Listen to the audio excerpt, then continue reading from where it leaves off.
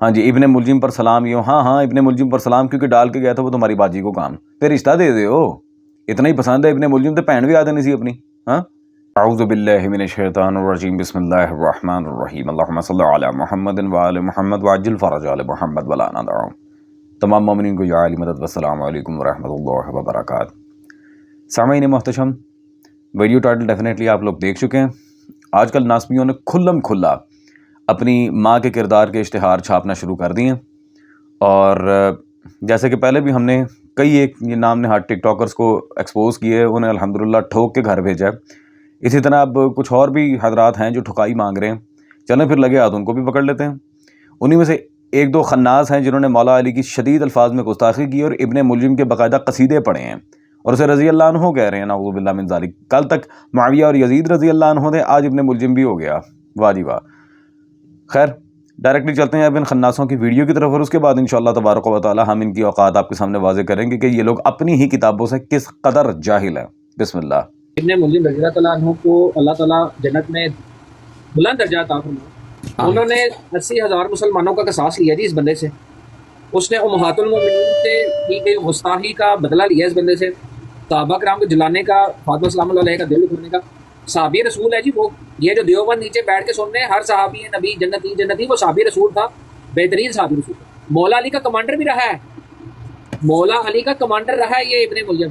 سیدنا ابن ملجم رضی اللہ تعالیٰ عنہ کے اوپر سلام، لاکھوں کروڑ سلام ہے جی. انہوں نے یہ قصاص لیا سیدنا عثمان کا، سیدنا طلحہ کا، سیدنا زبیر کا، 80,000 مسلمانوں کا اشرا مبشرہ سیدنا عثمان کا، اور امہات المومنین کی بے عزتی جو ہوئی اس کا بدلہ لیا سیدنا ابن ملجم رضی اللہ عنہ. دعا ہے جی ہے. شانی میں ذرا بڑی کرنا ایک منٹ. یہ دیکھیں ایسے بدبخت ہیں دیوبندی، یہ بریلوی، یہ جتنے بھی ہیں نا، یہ دیکھیں میزان الاعتدال ہے سر، یہ پوری بک ہے، اس میں الفاظ ہے میزان الاعتدال جلد نمبر 4 صفحہ نمبر 292 کے اوپر. کیا لکھتے ہیں؟ عبد الرحمن ابن ملجم مرادی.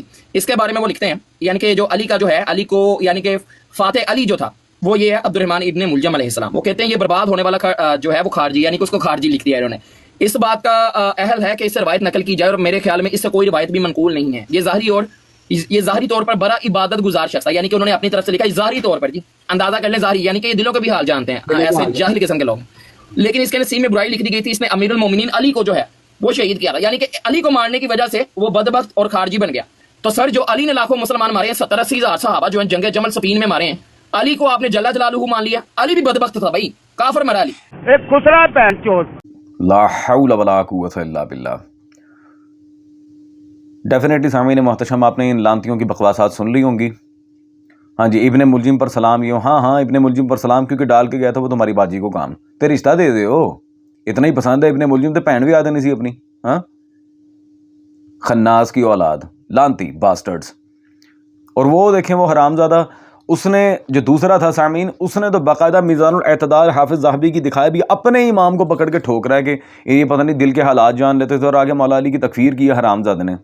تو سامعین سب سے پہلے تو ہم انہیں کہتے ہیں کہ تمہیں قرآن پڑھنے کی توفیق نہیں ہے. آیا مباہلہ میں نبی صلی اللہ علیہ وسلم کی وساطت سے اللہ نے مولا علی کو مخاطب کیا کیا انفسنا و انفسکم. اللہ اکبر.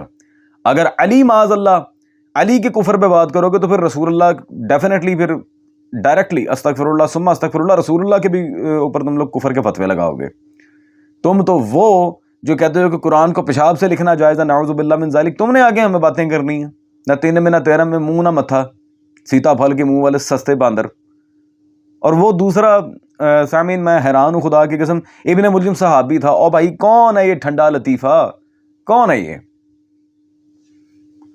کوئی ایسا کارٹون، کوئی ایسا خناس بچہ ہے جسے تم نے صحابیت کا ٹائٹل نہ دیا ہو؟ کیا صحبت نبی صلی اللہ علیہ وسلم تمہارے نزدیک مذاق ہے؟ بھائی کیا کرنا کیا چاہ رہے ہو لانتی ہو؟ کیا صحبت رسالت میں صلی اللہ علیہ وسلم اتنا کچھ سستا منصب ہے نعوذ باللہ من ذالک کہ جس مرضی لانتی بغیرت جواری شرابی چرسی بھنگی کو اٹھا کے تم نعوذ باللہ من ذالک رسول اللہ صلی اللہ علیہ وسلم کے اصحاب میں شامل کر دو؟ یہ صحابیت کا معیار ہے تمہارے یہاں؟ اور جی حضرت عثمان کا قصاص لیا ہے، جاہل کے بچے، یو بلڈی ایڈیٹ. حضرت عثمان کی ڈیتھ اپنے ٹائم پہ ہوئی ہے، اپنے رجائم میں. مولا علی نے تھوڑی مارا ہے حضرت عثمان کو، اس ٹائم تو حضرت عثمان خود خلیفہ تھے. وہ بڑے کولے میں خدا کی قسم میں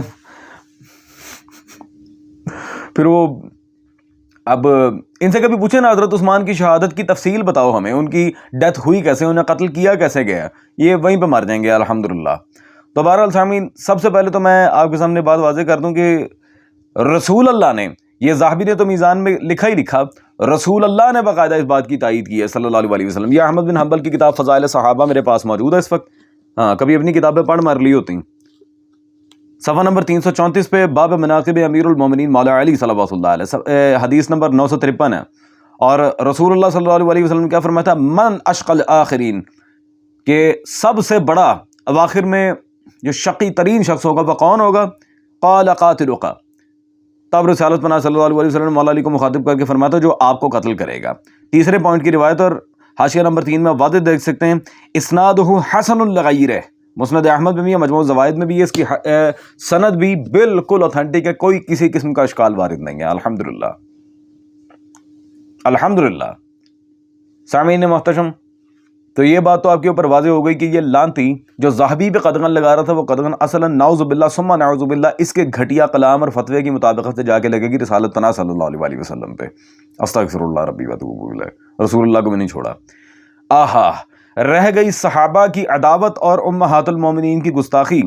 اگر ایک چیز واضح کرتا ہوں سامعین، یہ تاریخ الخلفاء حافظ سیوطی کی، جی، اور ان کے نزدیک تو ویسے صحابہ کی مرسل روایتیں حجت ہیں، پیج نمبر 79 پہ واضح طور پہ رسول اللہ صلی اللہ علیہ وسلم کی رحلت، جب انہوں نے رحلت فرمائی اور مدینہ کے گرد و نواح کے عرب مرتد ہونے لگے تو صحابہ نے ابو بکر خلیفہ رسول اللہ سے کہا نام نہاد، آپ اس لشکر کو واپس طلب فرما لیں تو مناسب ہے، کیونکہ اطراف مدینہ میں عرب مرتد بن رہے ہیں۔ جس پر حضرت ابو بکر نے کہا خدا نخواستہ اگر امہات المومنین علیہم السلام کے پاؤں کتے گھسیٹیں تب بھی میں اس لشکر کو واپس نہیں بلاؤں گا، استغفر اللہ ربی واتوب الیہ۔ اس سے بڑھ کے امہات المومنین سلام اللہ تعالی علیہم اجمعین کی کیا گستاخی ہوگی۔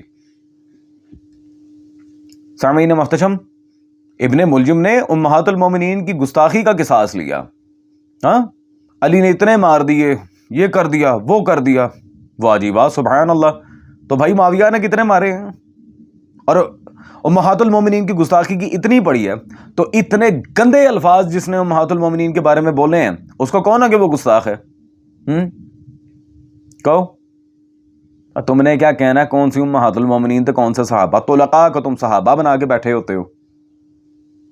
خیر، اب حضرت عثمان کی عداوت پر بالکل واضح کمر بستہ کون تھا یہ بھی ہم بتاتے ہیں۔ یہ ان کے ابن واضح یعقوبی ناسبی کی کتاب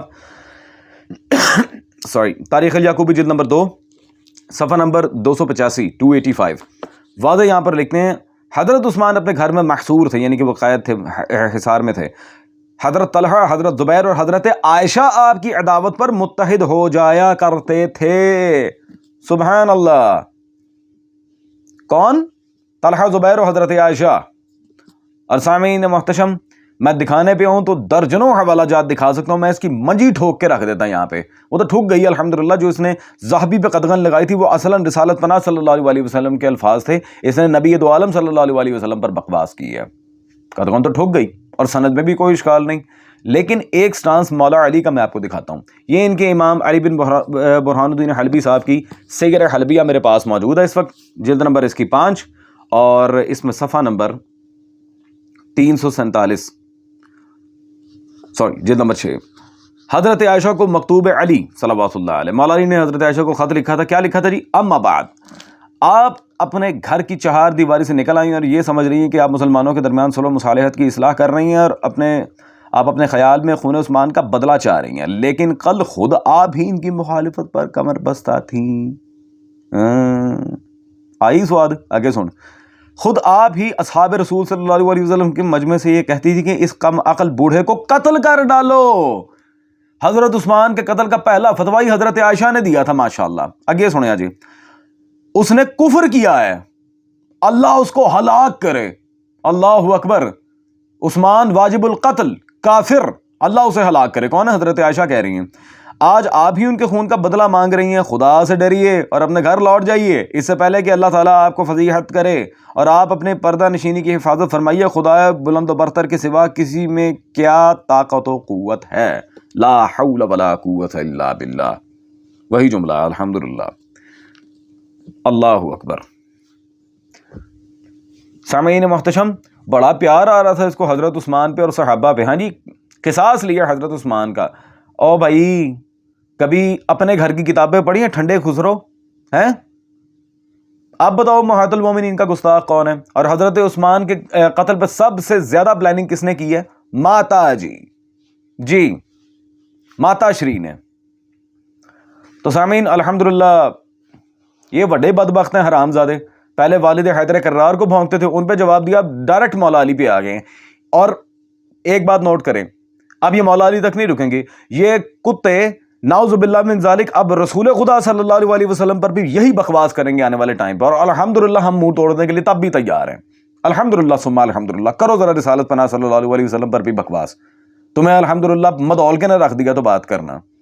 تو سامعین الحمدللہ جو تھوڑی سی بھی عقل سلیم رکھتا ہے وہ ان کے مکتب و مشرب پر پیشاب کر کے اسے فارغ کروائے گا. اسے واضح پتہ چل گیا ہوگا کہ یہ کتنے بڑے حرامی ہیں. ان میں یہ نہ 3 میں نہ 13 میں 2-3 کتابیں پڑھ کے اپنے آپ میں چیمپئن بنتے ہیں، مناظروں میں آ کے ذلیل ہوتے ہیں. الحمدللہ یہ بات واضح ہے. الحمدللہ مجھے اب اور کچھ کہنے کی ضرورت نہیں ہے. جی، یہ الٹا چور کوتوال کو ڈانٹے والا حساب ہے اور چور مچائے شور.